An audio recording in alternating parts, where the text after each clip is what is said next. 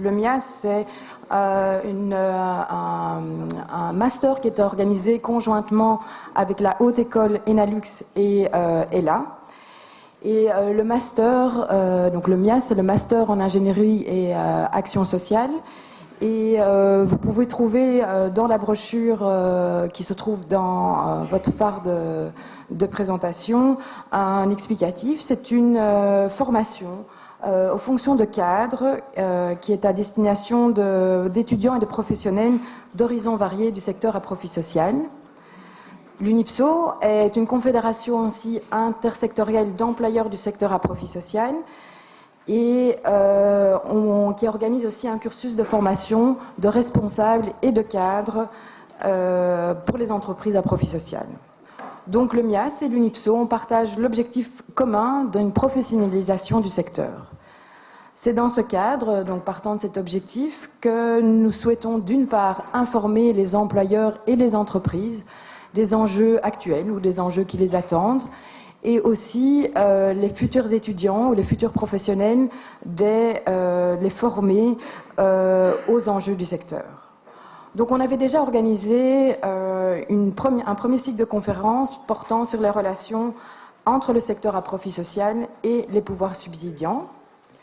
Maintenant, un petit mot sur le deuxième cycle de conférences, qui a une thématique générale qui porte sur les relations entre le secteur à profit social et le secteur marchand. Aujourd'hui, nous constatons en effet que les relations entre ces deux pôles de l'économie suivent les évolutions du système économique dans son ensemble. Donc nous souhaitons, à travers ce cycle de conférences, mettre à jour ces évolutions. Pour ce faire, donc, 2 conférences ont déjà été organisées sur ce thème général, qui portait sur les aspects suivants, donc sur la libéralisation du secteur à profit social avec ses conséquences sur les rapports entre nos entreprises et les entreprises commerciales.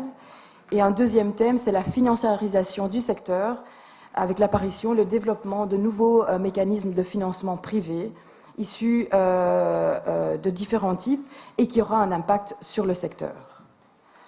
Après cette conférence qui est la 3e conférence qui est vraiment au cœur de l'actualité, veuillez déjà noter qu'il y aura encore 2 autres conférences dans ce cycle en 2018. La première portera sur la gouvernance et le management des entreprises à profit social. Et enfin, une conférence finale qui va clôturer ces 4 conférences et on va tirer les enseignements de ces conférences et on invitera aussi des responsables politiques. On souligne aussi qu'on a un partenariat avec la Revue Nouvelle et donc après chaque conférence, il y a un article qui est fait dans cette Revue Nouvelle. Vous avez un exemplaire dans votre farde où on peut déjà retrouver notamment un article de Philippe Andriane sur notamment ce sujet du jour, sur la réforme du droit des associations. Après le rappel de ce cadre, entrons vraiment dans le vif du sujet qui nous réunit aujourd'hui. Donc l'objectif de cette matinée, c'est vraiment de se pencher sur cette réforme du droit des associations qui est en cours d'élaboration et ses enjeux pour le secteur associatif et les entreprises à profit social. Cette réforme s'inscrit, comme vous le savez, dans un cadre plus large d'une grande réforme du Code des sociétés et qui a été initiée par le ministre de la Justice, Koen Geens, et que nous remercions vivement de sa présence aujourd'hui. Les divers volets de la réforme, en partie adoptés ou en cours d'élaboration, concernent notamment plusieurs aspects.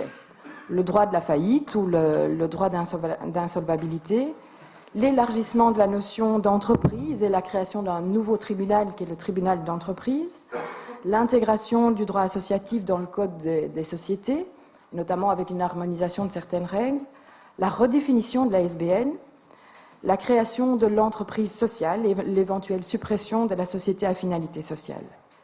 Ces éléments auront des conséquences pour le secteur à profit social et le secteur associatif. Mais quelles seront-elles et quelles sont les opportunités et les enjeux de cette réforme? La nouvelle définition de l'association qui semble se baser sur le but désintéressé, la possibilité de réaliser des activités commerciales maintenant à titre principal et aussi la non-distribution d'avantages ne va-t-elle pas apporter un changement sur les fondements de l'associatif et les pratiques de terrain. Tout au long de cette matinée, nous entendrons divers intervenants qui viendront nous éclairer sur cette réforme et entamer une réflexion sur ces enjeux. Concernant le programme précis, donc il y a eu quelques changements par rapport au programme qu'on vous avait envoyé en raison d'impératifs d'agenda de dernière minute de Monsieur le ministre, et dont nous débuterons la matinée avec son intervention. Ensuite, nous entendrons Marc Nissens, docteur en sciences économiques et professeur au département d'économie à la FOPES, CIRTES UCL, qui va nous présenter ou nous rappeler quelques fondamentaux du fait associatif. Après la pause, nous entamerons la deuxième partie de la matinée avec Pierre Malaise, qui est vice-président de l'UNIPSO et qui apportera quelques éléments de réflexion du secteur associatif. Ensuite, nous aurons un débat, une table ronde animée par Pascal-Henri Dumias avec des représentants politiques wallons, M. Quentin Van Den Heijn, qui est conseiller juridique au cabinet du ministre-président Willy Borsu, et Mme Hélène Jacquemin, chef de cabinet adjoint de la ministre Gréauly. Et donc cette discussion va nous permettre d'entendre et d'échanger sur la perception de cette réforme au niveau wallon et ses conséquences éventuelles sur l'organisation de services à profit social. Avant de laisser la parole à Monsieur le ministre, qui va nous rappeler, qui va nous présenter le cadre général de la réforme, deux petits aspects pratiques. Vous trouverez dans votre farde une demi-feuille vierge de questions, voilà, qui servira aux questions. Il y a deux boîtes à questions qui se trouvent de part et d'autre de la salle. On va avoir un moment d'échange en fin de matinée, mais si vous avez des questions, n'hésitez pas à les inscrire et à les mettre dans les boîtes. Ça permettra d'alimenter la discussion et en tout cas pour les travaux et la réflexion de l'UNIPSO. Et un deuxième point, c'est que vous avez reçu aussi un document qui est un extrait de l'avis du Conseil central de l'économie. C'est un extrait qui vient d'être rendu, notamment sur cette réforme du droit des associations, qui a été rédigé par les partenaires sociaux interprofessionnels, dont l'UNISOC, qui est notre coupole fédérale. Et voilà, donc vous trouverez quelques éléments sur cette réforme. Voilà, sans plus tarder, je laisse la parole à Monsieur le ministre.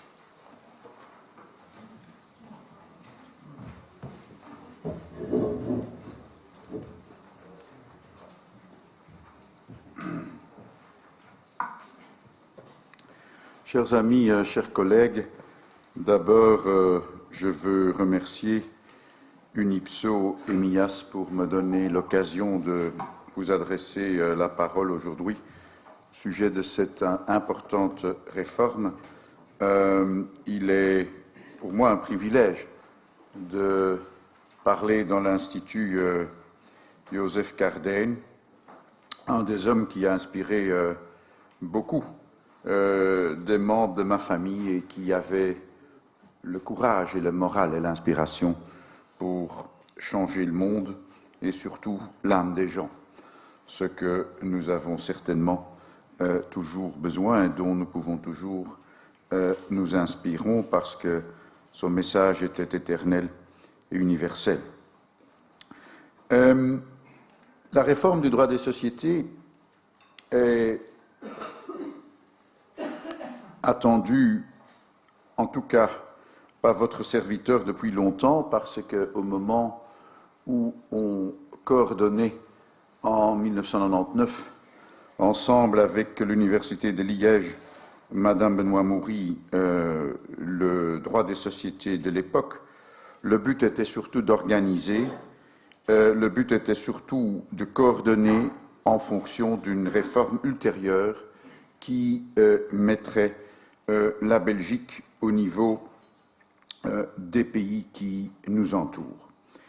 Et toujours, ça a aussi été l'ambition d'organiser dans le même code les associations et les sociétés, d'une part pour mieux pouvoir les distinguer, d'autre part pour pouvoir mieux focaliser sur les similitudes qui sont énormes, parce que si en 1921 et en 2002, notre législateur a fait l'association qui n'avait pas de droit d'existence au 19e, en tout état de cause, à ce moment-là, il s'est fortement inspiré à chaque reprise de la société et de la personnalité morale qui avait été attribuée à cette société privée et de la sorte, je crois, nous faisons bien pour mettre en exergue les différences et les similitudes